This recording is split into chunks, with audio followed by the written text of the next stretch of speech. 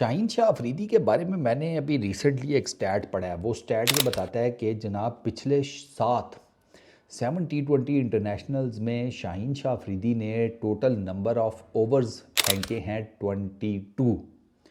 ठीक है, 22 ओवर्स। उन 22 ओवर्स में शाहीन को रन्स पड़े हैं 214। इकॉनमी बनती है 9.7 की, यानी कि 10 के करीब की। और विकेट्स शाहीन ने ली है सिर्फ और सिर्फ 4। अब ये जो है ना, ये शाहीन के लिए अलार्मिंग साइन है। ये जो 4 विकेट्स शाहीन ने ली हैं, इसमें से आपने जनाब 1 2 3 4 3 ली हैं साउथ अफ्रीका के अगेंस्ट डरबन में, एक ऑस्ट्रेलिया के अगेंस्ट होबार्ट में। ठीक है। और ये शाहीन के लिए ना, मैं आपको बताऊँ, शाहीन का ना प्रॉब्लम यह है कि शाहीन पैचेस में परफॉर्म कर रहा है। शाहीन की ऑस्ट्रेलिया की सीरीज़ तगड़ी लगी थी। शाहीन की साउथ अफ्रीका में ओडीआई सीरीज़ वो तगड़ी लगी थी। शाहीन ने 8 विकेटें ली थी 3 मैचेस में ऑस्ट्रेलिया में। ठीक है, एक मैच में 4.3 की इकॉनमी से, एक मैच में 3.25 की इकॉनमी से, एक मैच में 3.62 की इकॉनमी से।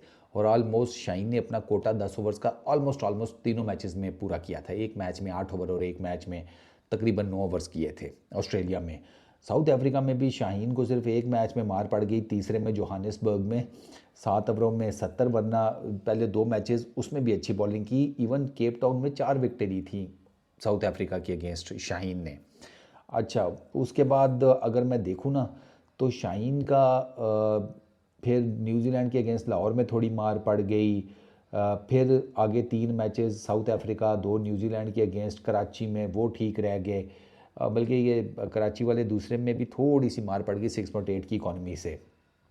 दुबई में शाहीन को मार पड़ गई 9.25 की इकॉनमी से अगेंस्ट इंडिया चैंपियंस ट्रॉफी। तो शाहीन का ना वो जिसे कहते हैं कि रिदम नहीं बन पा रहा। पैचेस में परफॉर्मेंस है, T20 में मैंने आपको बता दिया। अब रीज़न क्या है? रीज़न बेसिकली यार, शाहीन को ना 2 अदद बंदों की ज़रूरत है। एक जो उसे बॉलिंग का हिसाब किताब समझाए, रिवाइज करवाए। ठीक है ना।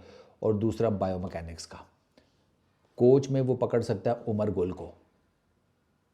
ठीक है, जो उसे डेफिनेटली बता देगा कि भैया T20 क्रिकेट में या वाइट बॉल क्रिकेट में क्या किस हिसाब किताब से बॉलिंग करनी है, कहाँ से बचना है, क्या करना है, ये वो सारा कुछ वो उसे वो बता देगा।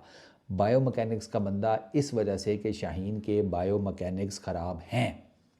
शाहीन का फ्रंट फुट की लैंडिंग का प्रॉब्लम है, शाहीन के बॉडी का बाहर की तरफ गिरने का प्रॉब्लम है, शाहीन का जो थ्रो है, यानी कि जो उसका रिलीज़ करना है बॉल को, वो ठीक नहीं है, वो अपनी जगह से हिला हुआ है। तो इस हिसाब से, इसकी वजह से शाहीन की जो काइनेटिक एनर्जी प्रोड्यूस होती है ना, जैसे ही वो फ्रंट फुट को लैंड करता है, वो एनर्जी उसके पाँव से लेकर ऊपर की तरफ आकर इस हाथ के थ्रू, बॉलिंग हाथ के थ्रू यहाँ तक नहीं पहुँच पा रही। इसमें फास्ट बॉलर्स की जब वो फेंकने लगता है गेंद, तो हिप की जो मूवमेंट आती है ना, वो भी बड़ा मैटर करती है। अगर आपने बॉलिंग की भी है ना, फास्ट बॉलिंग, तो आपको पता चल रहा होगा, आप अपने जेहन में ला रहे होंगे कि जब मैं बॉल करता हूँ तो मैं कैसे आ रहा होता हूँ। तो वो आपको पता चल जाएगा कि हाँ यार, ये कह रहा है, बाकी मेरी हिप की तरफ से भी तो एक मूवमेंट जनरेट होती है। यूँ जो आप फेंकते हैं ना, वो आपकी हिप भी तो मूव करती है, उसका भी जोर, वो पूरी एक काइनेटिक एनर्जी की साइंस है। शाहीन का फरमा डींगा हुआ है, जिसे पंजाबी में कहते हैं। शाहीन जब तक अपना फरमा सीधा नहीं करता, तब तक ये शाहीन को ये प्रॉब्लम्स फेस करने पड़ेंगे। यार मैं आपको एक बात बताऊं, 140 छोड़ें, और यार 130-35 का बॉलर भी जो है वो आपको पकड़ सकता है। आपने देखा होगा अक्सर व बेशतर 130-35 वाला बॉलर ही है जिसने हमें जनाब 2 डंडे दिए होते हैं। वाइट बॉल क्रिकेट में भी, रेड बॉल क्रिकेट में भी। एक नीचे से डंडा, एक ऊपर से डंडा, हमारी किसी भी साइड से आवाज़ नहीं निकल रही होती हमारी बैटिंग लाइनअप की, क्योंकि उसका फरमा नहीं डींगा होता उस बॉलर का। वो एक ही जगह पर गेंद कर रहा होता है, वो जो कॉरिडोर ऑफ अनसर्टेनिटी है वहाँ पर हमें नचा रहा होता है। तो वो इसी वजह से होता है कि उसको पता है वो उसका प्रॉपर फ्रंट फुट सही लैंड कर रहा है, उसकी बॉडी बिल्कुल सीधी है। वो जैसे ही उसका पैर पड़ता है, जो kinetic force, kinetic energy generate होती है उसकी पूरी बॉडी में से, वो प्रॉपर उसके हाथ तक आती है, रिलीज़ अच्छा होता है गेंद। फिर वो स्विंग हो जाता है, सीम हो जाता है। अब शाहीन का चूँकि मैंने आपको बताया अब वो फर्मा डींग है, हाथ जो है वो उसका प्रॉपर उस जगह पर नहीं आ रहा जहाँ पर उसे गेंद फेंकनी चाहिए, उसके हाथ की पोजीशन के हिसाब से मैं बता रहा हूँ। मिसाल के तौर के ऊपर अगर ये पोजीशन बनती है ना शाहीन के बॉल फेंकने की, तो समझे कि उसका पर यूँ है हाथ या यूँ है, एक एग्जांपल आपको कोट करूँ तो वो भी उसका हाथ भी अभी उस तरीके से सीधा नहीं है, तो उसका नुकसान क्या है, उसकी नहीं जनरेट हो रही वो जो इनवर्ड्स मूवमेंट वो करता है, वो जो इन स्विंगर मारता है नए गेंद से, वो नहीं हो रहा। और शाइन का तो बड़ा सिंपल सा है, नए गेंद के साथ जो इसका स्पेल है ना वो मैटर करता है कि इसकी पूरे मैच में बॉलिंग कैसी होगी। ये हम शुरू से शाहीन का देख रहे हैं।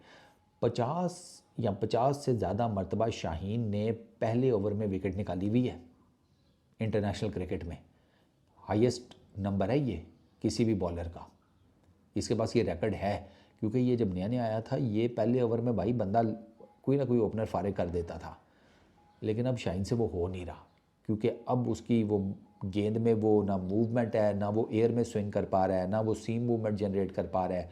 ये जब नया नया आया था अगर आपको याद हो तो ये वो ऑफ स्टम्प से बाहर वाली स्विंग भी कर लेता था अगेंस्ट राइट हैंडर्स, मिडल और लेग पे पिच करके बाहर निकाल लेता था। वो निकाल लेता था या इससे निकल जाती थी वट, लेकिन ये काम कर लेता था। अब तो वो भी नहीं है और बिल्कुल ज़ीरो है बिल्कुल ज़ीरो।